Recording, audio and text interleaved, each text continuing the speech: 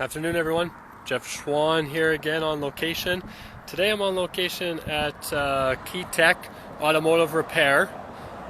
It's quite sunny here. I don't know if you can really see it, but Key-tech Automative Repair here located at 156th Street and 92nd Avenue.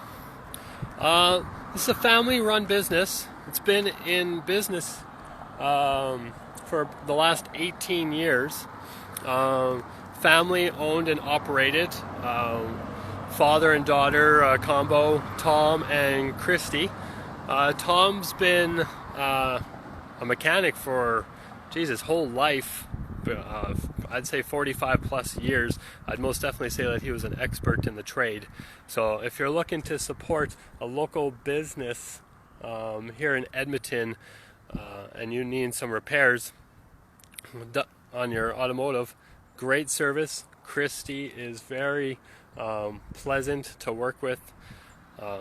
I've been their accountant now for the past 5 months, and I must say that I love the atmosphere here. I love coming out to their place of work and just helping them through the troubles that they are having with their accounting system and the business that they so if you are looking for a local business for some automotive repairs, I say come out to Key-tech Automotive and meet Tom and Christy.